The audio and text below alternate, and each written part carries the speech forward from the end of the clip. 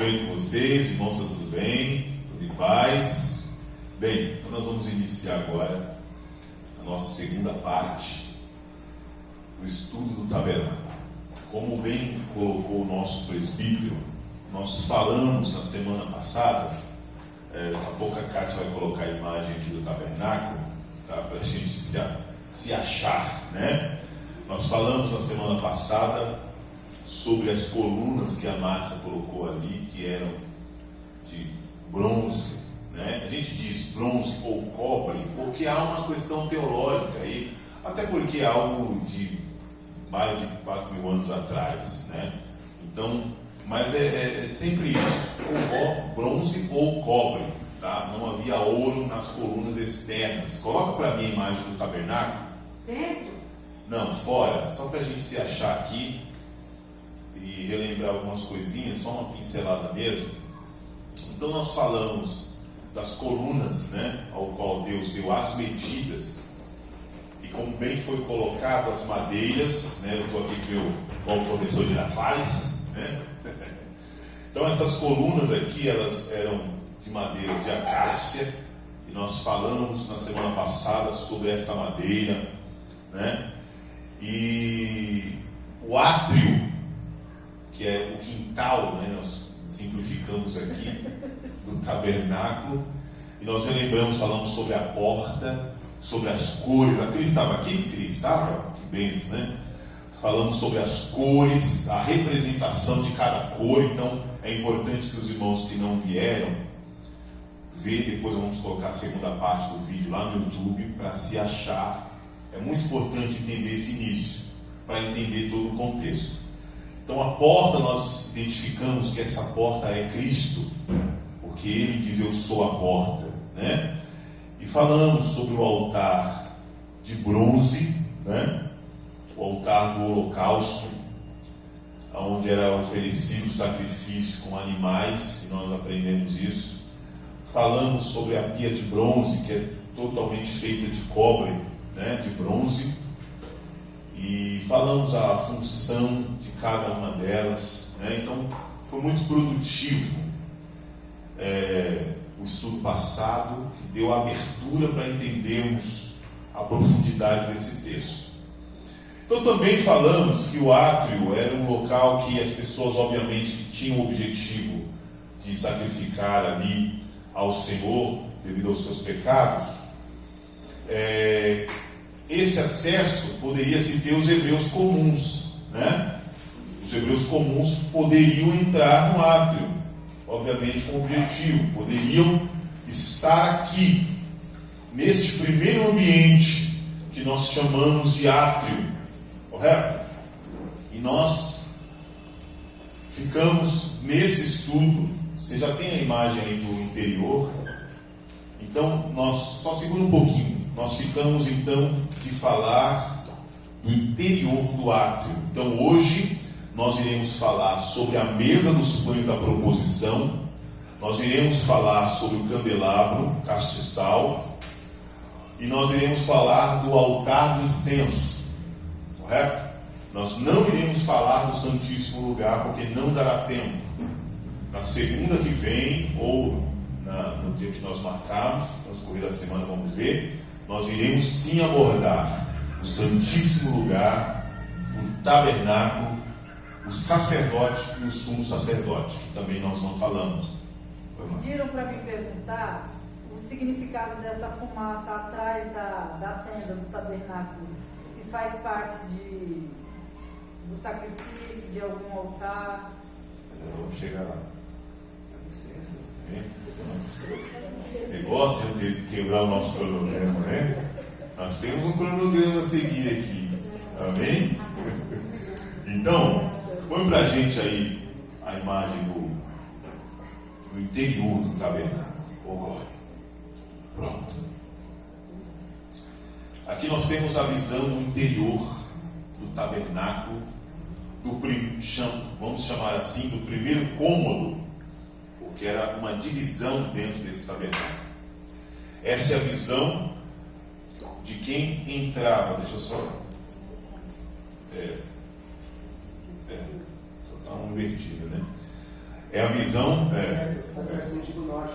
Lembra direito a mesa. Está certo. Correto, está certo. Que está olhando de. Está certo. Entendi.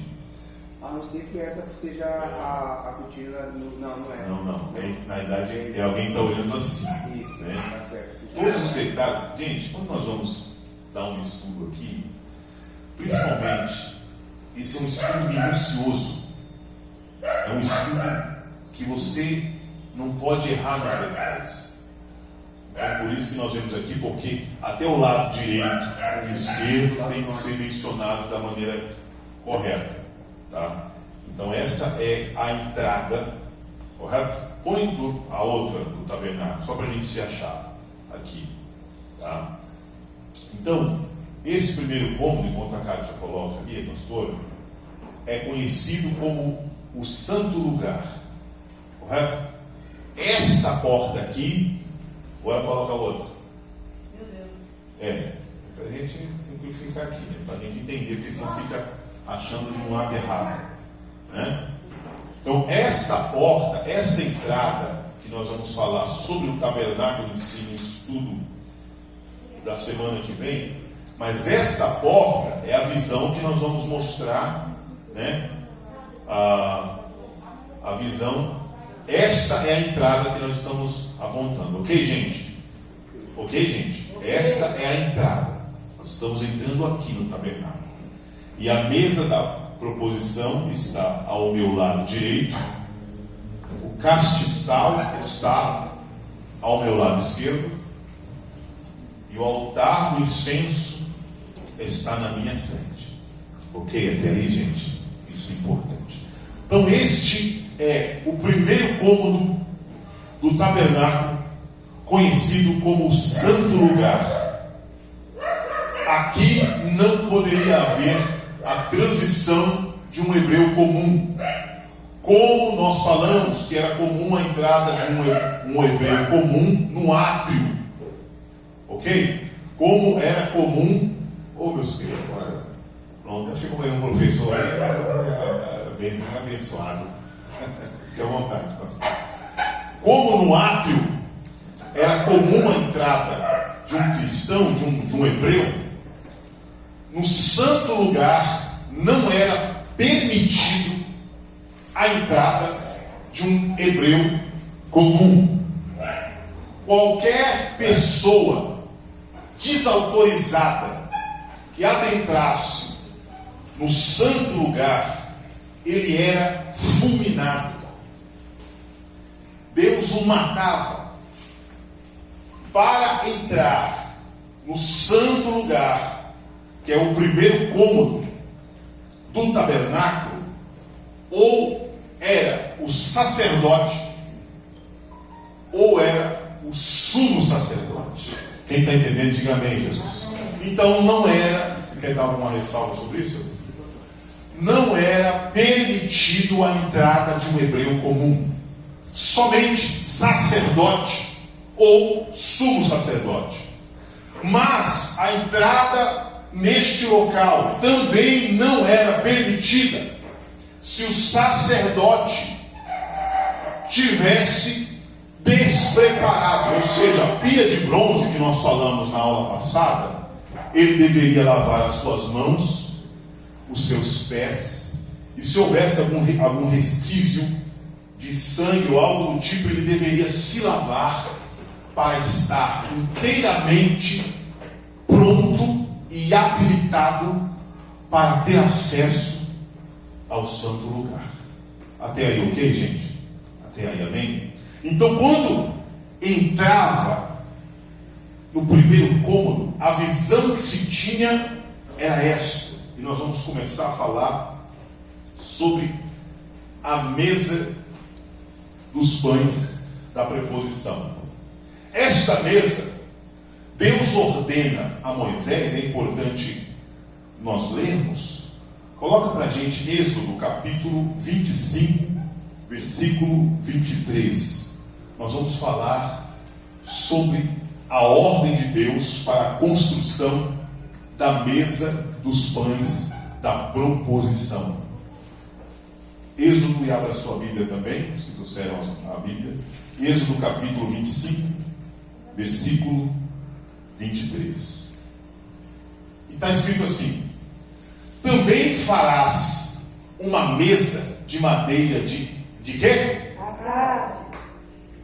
O seu comprimento será de 2 côvados, e a sua largura de 1 côvado, e a sua altura de 1 côvado e meio. Vamos parar aqui por enquanto.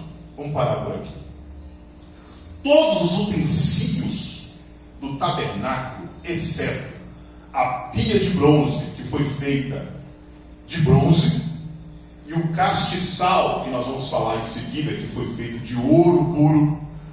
Fora estes utensílios, todos os outros foram feitos com esta madeira. Tem fácil aí aquela árvore lá? Tem. Como nós falamos, a acácia era uma madeira do deserto, era uma árvore do deserto, era uma madeira dura. Os carpinteiros, né, como o presbítero falou na aula passada, eles eles não gostam de trabalhar com essa madeira, porque é uma madeira retorcida, é uma madeira dura, ruim de se trabalhar. Então, essa árvore, a acácia, ela nascia no deserto, era uma árvore do deserto. Esta árvore representa, neste caso, estamos falando da mesa, esta árvore representa Jesus como homem. Preste bem atenção. Esta árvore, Jesus, ele se esvai da sua glória, do seu trono, onde ele estava, para descer aqui na terra e ter uma forma também de homem. Então, quando Deus ordena para Moisés, volta lá para a mesa, para o interior do tabernáculo.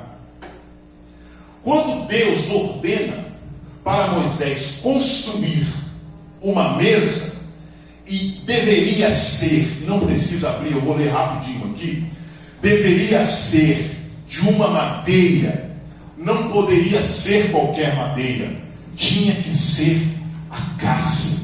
A acácia representa, nós vamos ler aqui em Isaías 53, não precisa abrir, eu vou ler aqui rapidinho, para a gente ganhar tempo.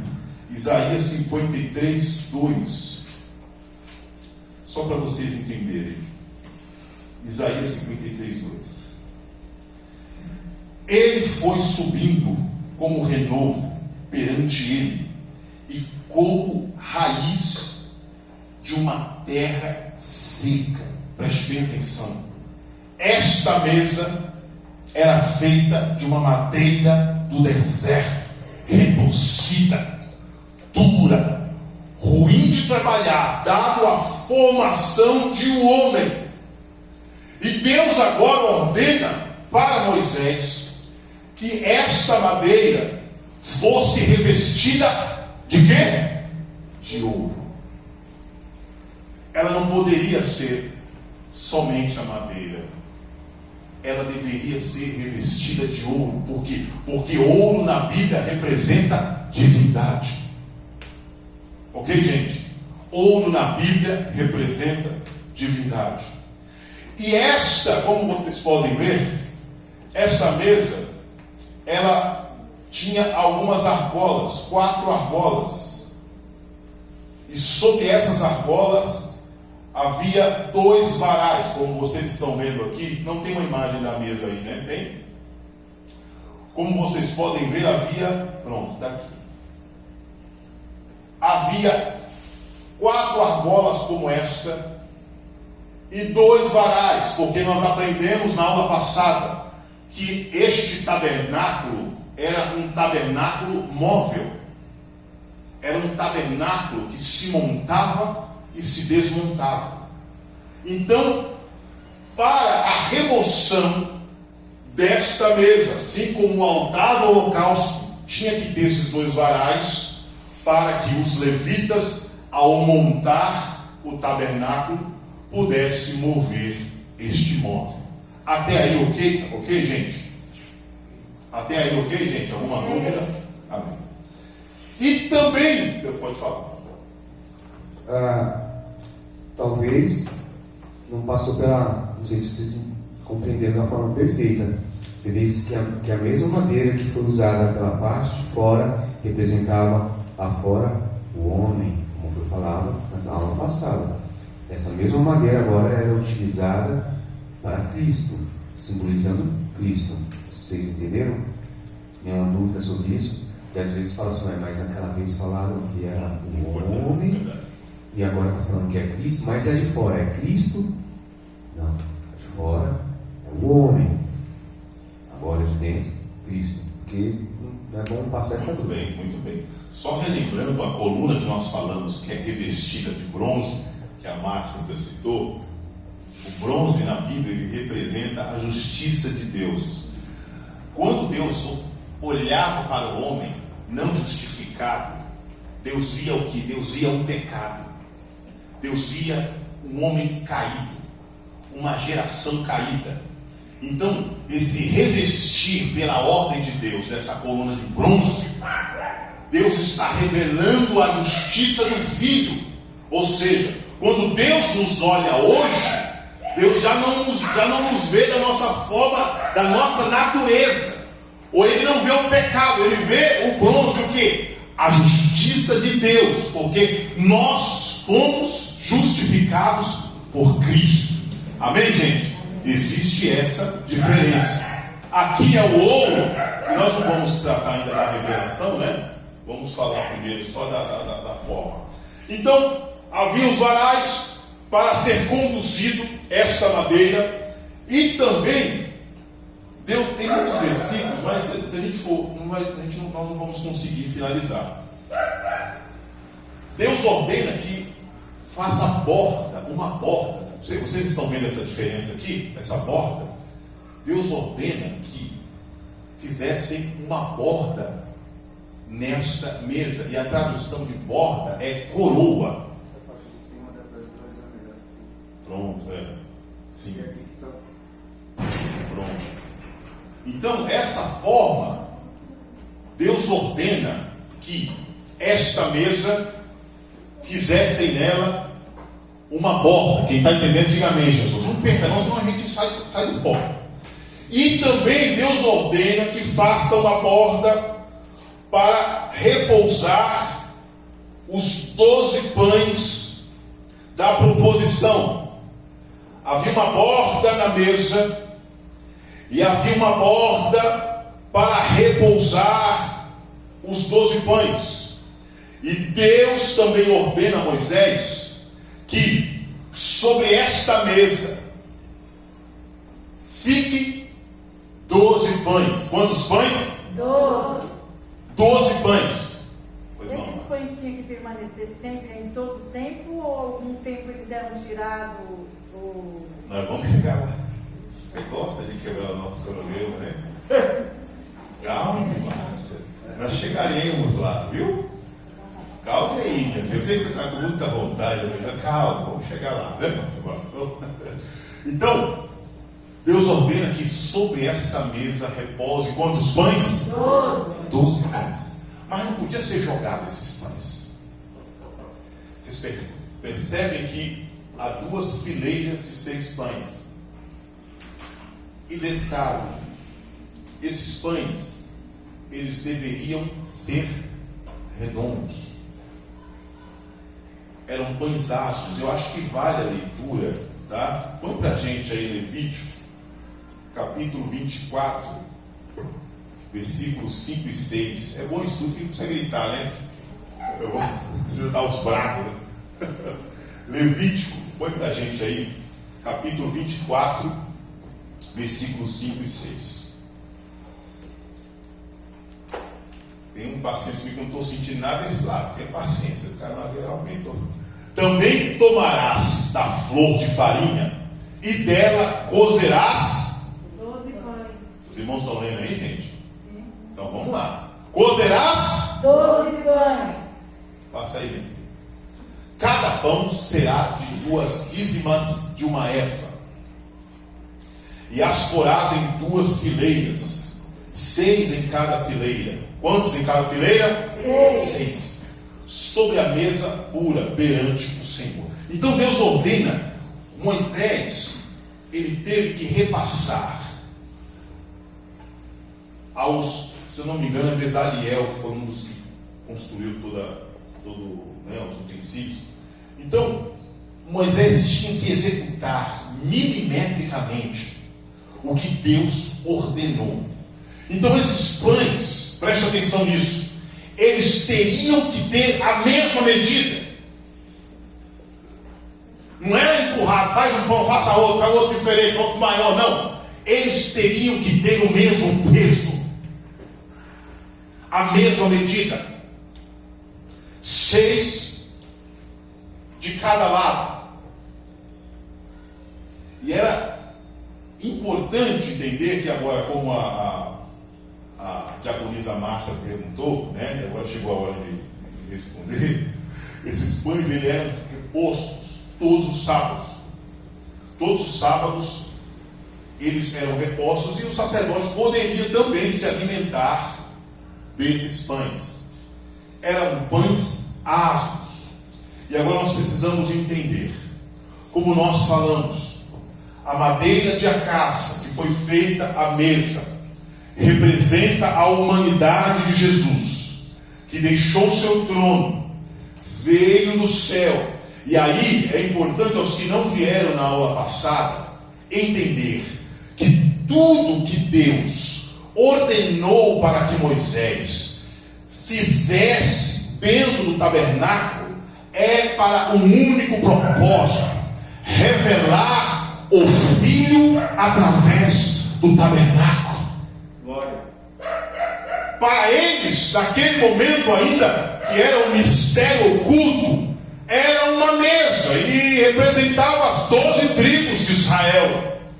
Mas o que Jesus queria revelar com esta mesa é muito mais profundo do que os olhos enxergavam.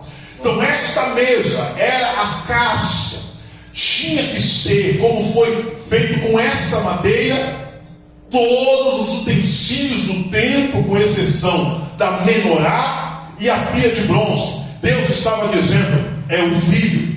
E esta, pois não. No caso aí, da mesa, os 12 pães, a simbologia deles é as 12 tribos. São pães asmos, sem fermento. Sim. O pão da ceia também ele é um pão asmo, sem fermento também naquela época. Esse fato de ser sem fermento, ele era algo da época, ou isso significava alguma coisa também? Quer responder isso?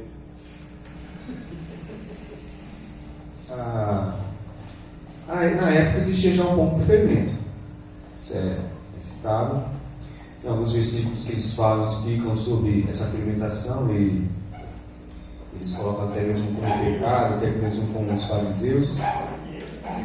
A verdade é que o nosso pão também, nosso pão de ceia, não deveria ter fermento, para dar continuidade a tudo que foi feito. Né? Esse fermento seria um pecado. Quando você coloca uma mínima quantidade de fermento, você influencia em toda uma receita, vamos dizer, boa e prática.